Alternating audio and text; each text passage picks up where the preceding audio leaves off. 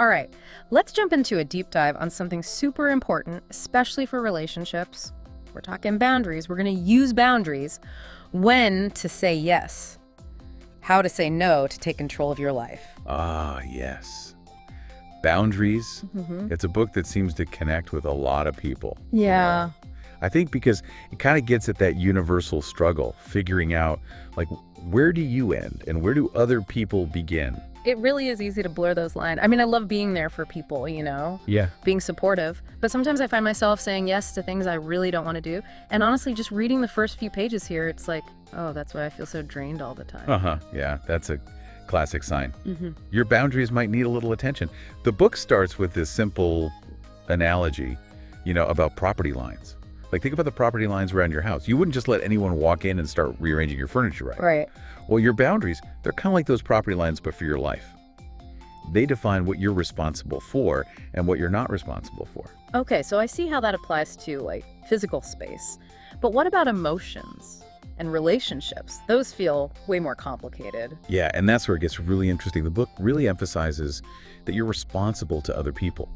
Like, treat them with kindness, obviously. But you're not responsible for their choices or their feelings. It's a subtle difference, but it's super important. I think I'm already feeling some pushback in my head. Like, what about when your loved ones are going through a tough time? Shouldn't you be there for them, help them feel better? Of course. But the book argues that real support comes from respecting their autonomy. Like, let's say a friend is going through a rough breakup. You can listen to them, offer advice if they ask for it, but ultimately, it's their journey to work through. If you're always trying to fix their feelings for them, you might actually be preventing them from learning and growing from the experience. Okay, I see what you mean. So it's almost like the book is saying that setting boundaries is actually a more loving way to be in relationships. Exactly. It's about healthy interdependence, not codependence. The book even describes boundaries as fences with gates. You get to decide who and what you let in. You're creating a safe space for yourself, but you're still allowing for connection. I love that analogy. Okay, so how do I even know if my boundaries need work? Well, the book talks about these three main types of boundary problems. You've got the compliant type. They have a really hard time saying no, often to their own detriment. Yeah. Then there's the controllers. They bulldoze right over other people's boundaries. Oh, yeah, I know a few of those. And then lastly, there's the non-responsive type. They basically avoid setting boundaries at all, which usually leads to feeling isolated and disconnected. Okay, those types make a lot of sense. And I can think of people who fit into each of them for sure. But what about someone like Robert? He's one of the examples from the book. He just can't seem to say no to his wife's demands, even though it's hurting them financially. I mean, it seems like his intentions are good, so why is he struggling so much? That's a great question, and that's where understanding the root of boundary issues is so important. The book really goes back to childhood development. It highlights these three crucial phases. First, there's hatching, like when a baby bird hatches from its egg. It's that first realization of being a separate person from your parents. Interesting. Then there's practicing. This is where kids start testing limits, exploring their own will. And finally, there's rapprochement. They realize they need both independence and connection. Wow, so even toddlers are figuring out boundaries. But what happens if those early experiences get messed up? That's where things can kind of go off track. The book talks about how things like constant criticism from parents or inconsistent boundaries, those can actually create these boundary injuries. Boundary injuries. Yeah, and these wounds can show up later in life.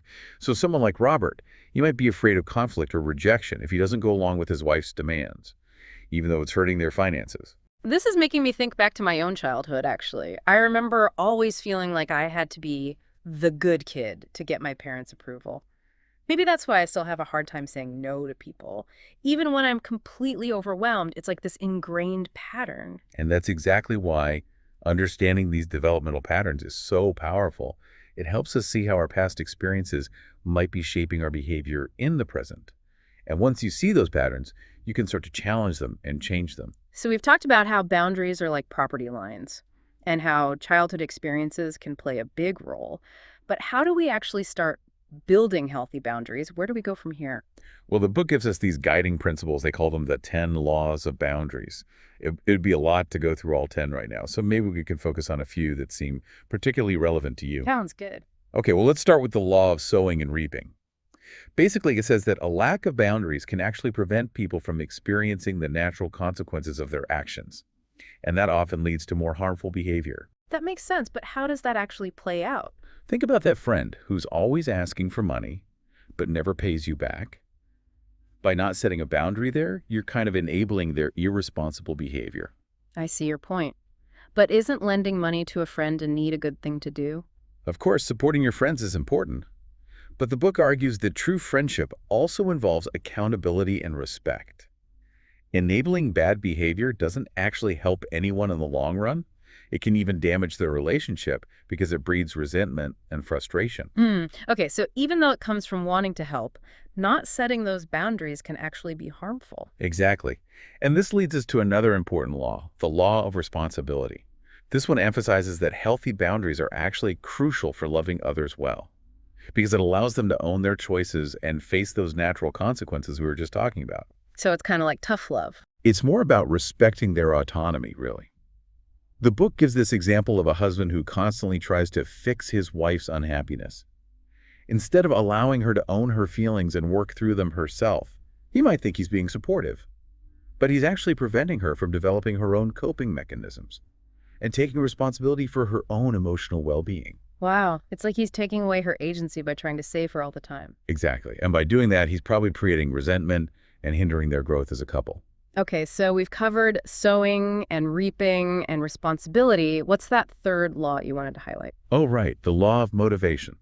This one's particularly relevant for you, I think, because you mentioned feeling obligated to say yes, even when you don't want to. This law emphasizes that healthy boundaries come from a place of love, not fear. Okay, now I'm really intrigued. How can saying no be an act of love? Well, think about it this way. When you say yes out of fear of disappointing someone or causing conflict, it's not a genuine yes, right? It's coming from anxiety and a need to please. Oof, that hits a little too close to home. The book tells this story about Jason, who has trouble saying no to his partner, even when it compromises his own well-being. He's driven by this fear of hurting his partner. But in reality, that lack of boundaries is actually eroding his self-respect and creating an imbalance in the relationship. So by saying no when you need to, you're modeling self-respect and inviting the other person to do the same. You're creating a dynamic where both people can thrive, not just one person always sacrificing their needs. Exactly. It's about moving from that place of fear and obligation to a place of love and empowerment. This is giving me so much to think about. So we've seen how boundaries are like those property lines. We've seen how childhood experiences can affect us as adults. And we've explored these three key laws. What else does this book unpack? I mean, where do we go from here? There's a lot more. It tackles common myths about boundaries. It goes into specific relationship dynamics, and it even offers practical strategies for setting and enforcing those limits. So we're really just scratching the surface here. I'm already feeling a shift in my thinking. It's like a whole new way of looking at relationships and taking care of myself. That's the power of understanding boundaries. It's not about building walls to shut people out. It's about creating healthy, intentional spaces for ourselves and our relationships. And as we'll see, it's a journey that leads to greater freedom, more authenticity, and way more fulfillment. I'm ready to keep exploring all this. Let's dig into some more of these insights after a quick break. Okay, we're back. And ready to keep going with this whole boundaries thing. Before the break, we were talking about those laws from the book, I'm still kind of blown away by the idea that setting boundaries can actually be an act of love and respect, even if it feels kind of counterintuitive at first. It's a big shift for a lot of people. It challenges those deep-seated beliefs about always being agreeable or always putting others first. Yeah, totally. The book also gets into how boundaries show up in different kinds of relationships. And I'm really curious to hear more about that, especially in the workplace, because, my stack of sources has a lot about work relationships and navigating those tricky dynamics with coworkers or even your boss. That's a great area to explore. The book actually has some really valuable insights about setting boundaries at work.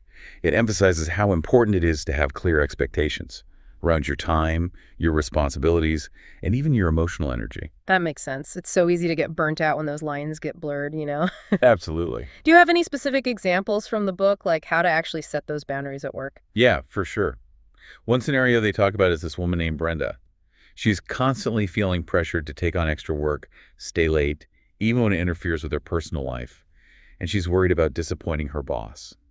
or being seen as not committed enough. Right. Oh, I totally relate to Brenda. It's like that fear of saying no just takes over. And you end up sacrificing your own well-being to please your boss or meet these crazy demands. Exactly. So the book suggests that Brenda needs to start asserting her boundaries by communicating her limits really clearly. Okay, so like how would she actually do that? Well, it could involve things like setting specific work hours, politely declining tasks that are outside her job description, or even delegating responsibilities when it's appropriate. Okay, that sounds good in theory.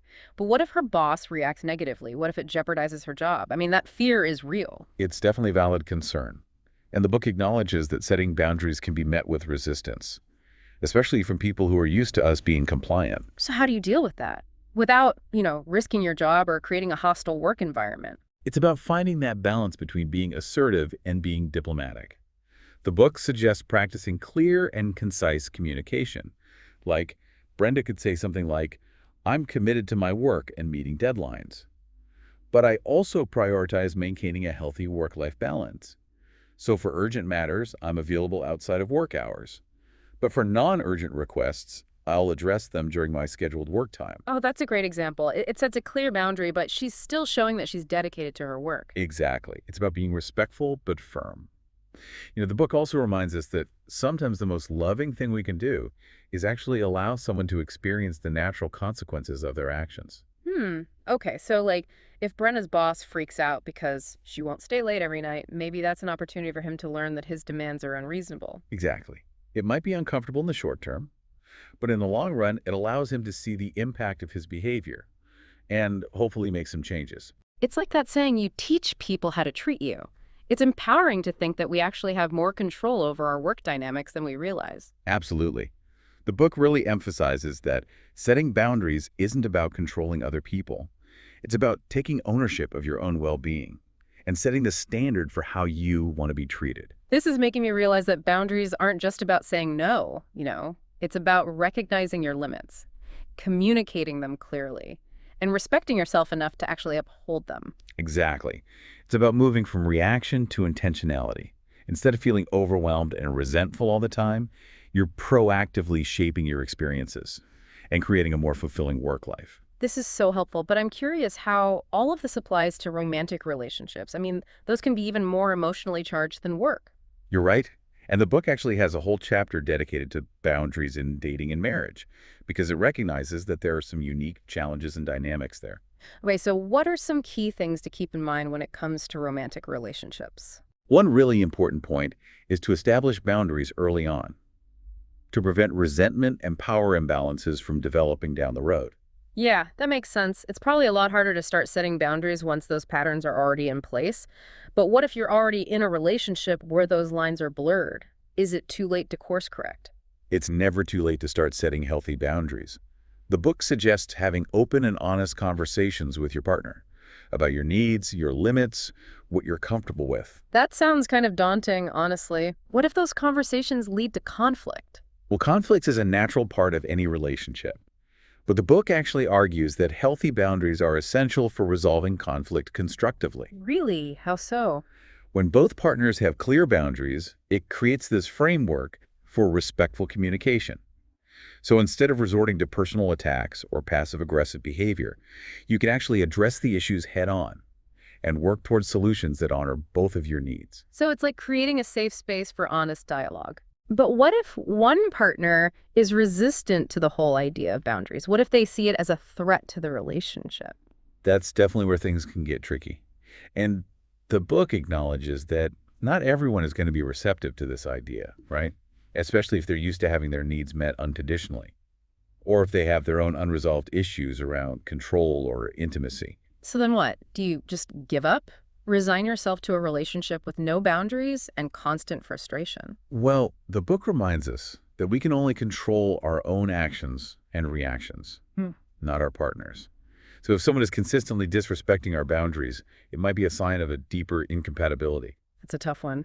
But it's also kind of empowering to realize that we have the right to choose partners who are willing to engage in healthy relationships. Exactly. It comes back to that fundamental principle of self-respect. You deserve to be in a relationship where your needs are valued and your boundaries are honored. This is making me think about what the book said about setting boundaries with family members. Hmm. That can be a whole other minefield. Absolutely. Family dynamics can be so complex. Yeah. And those relationships usually come with a lot of history, a lot of expectations, ingrained patterns. It's like that saying, you can choose your friends, but you can't choose your family. But does that mean we just have to accept whatever behavior they throw at us? Not at all. The book emphasizes that we have the same right to set boundaries with family members as we do with anyone else. But what if setting those boundaries disrupts the family harmony? What if it leads to conflict or estrangement? Those are definitely valid concerns. And the book acknowledges that setting boundaries with family can be extra challenging. But it also argues that sometimes healthy boundaries are necessary to protect our well-being and create healthier family dynamics in the long run. So it's not about cutting off your family or creating drama. It's about establishing clear limits and communicating your needs in a way that honors your own well-being. Exactly. The book reminds us that healthy boundaries aren't a sign of disrespect or rejection. They're actually a way to create more balanced and respectful relationships. With our loved ones, This is giving me so much to think about. It's like a whole new way of approaching relationships, whether it's family, romantic partners, or even colleagues. it's about recognizing that boundaries are essential for creating a life that feels authentic, Mm. balanced, and fulfilling. It's about taking ownership of our own well-being and setting the stage for healthy, respectful interactions with everyone around us. This has been such an eye-opening conversation. I'm feeling so inspired and empowered to start putting all of this into practice, but I know we've only scratched the surface here. Absolutely. There's so much more to explore. So stay tuned for part 3 of this deep dive. We're going to delve into some practical strategies for actually setting those boundaries in different areas of your life. We'll pull out more insightful examples from the book and give you some actionable steps you can start taking today. Okay, we've covered so much in this deep dive on boundaries. We've talked about property lines, those key laws, and how boundaries play out in different relationships. But now I'm ready for the, practical stuff. How do we actually put all of this into practice? That's the question, isn't it? Luckily, the book gives us more than just those abstract concepts. It actually offers some really practical strategies for setting boundaries and then for actually enforcing them, too. Oh, good. I'm all about those actionable steps. So where do we begin? What's the first step? Well, the book really stresses starting small. It's like training for a marathon. You wouldn't just, jump into running 26 miles. You'd have to gradually build up to it. Okay, so baby steps with boundaries. What would that even look like? What's a boundary warm-up? It could be something super simple, like saying no to a low-stakes request. Maybe a coworker asks you to cover their shift, but you already have plans. Instead of automatically saying yes out of guilt, just politely decline. Prioritize your own time. Okay, I can see that. But what if you're dealing with someone who's a little more persistent, someone who's always asking for favors or demanding your attention? The book is really big on clear and direct communication. No more passive-aggressive behavior. Or dropping subtle hints. Because honestly, that usually just leads to misunderstandings and resentment. So, no more beating around the bush. Exactly. Just be upfront about what you're comfortable with and what you're not. The book even has some helpful phrases that you can use, let's say a friend is always borrowing money but never paying it back. You could try saying something like, I value our friendship and I want to be supportive, but I'm not comfortable lending money right now. I'm happy to help in other ways, though. That's a good one, Yeah. because you're setting a boundary, but you're also keeping that connection with your friend. Right. It's all about balance. You mentioned before that family can be extra challenging. Any tips specifically for those conversations? The book suggests picking a time and place that's neutral. So, not in the middle of a family gathering. And definitely not when emotions are already running high. It can also help to practice what you want to say beforehand. That way you feel more confident going into it. Yeah, like having a game plan. What about when family members push back? Or lay on the guilt trips? I always struggle with that. It's tough, for sure. But the book reminds us that guilt is often a tactic people use to get us to do what they want. Yeah. So try to stay grounded in your own needs. Remember that you have a right to set boundaries, even if it makes someone else uncomfortable. Right. It's like that saying, you can't set yourself on fire to keep others warm. Sometimes you have to prioritize your well-being, even if it means disappointing someone else. Exactly. And remember, setting boundaries isn't about controlling other people or Right. telling them what to do. It's about taking responsibility for your own mental and emotional health. This is making me realize that setting boundaries is actually a form of self-care, like you're honoring your own worth and creating a life that feels more authentic and fulfilling. That's a good way to put it. And, as you start setting those boundaries, you'll probably start to notice a ripple effect in your relationships. People will learn to respect your limits, and you'll attract healthier connections into your life. This has been such an amazing conversation. I'm feeling inspired to actually go out and put all this into practice. Any final words of wisdom for our listeners? Just remember, it's a journey, not a destination. Be patient with yourself. Celebrate those small wins, and don't be afraid to ask for help if you're struggling. A therapist or counselor can be a great resource. Great advice. Thank you so much for joining us for this deep dive on boundaries. We hope you learned something new today and that you feel empowered to create healthier, more fulfilling relationships in your life. My pleasure. And remember, you have the power to create the life you want. Setting boundaries is a big part of that. Until next time, happy boundary setting.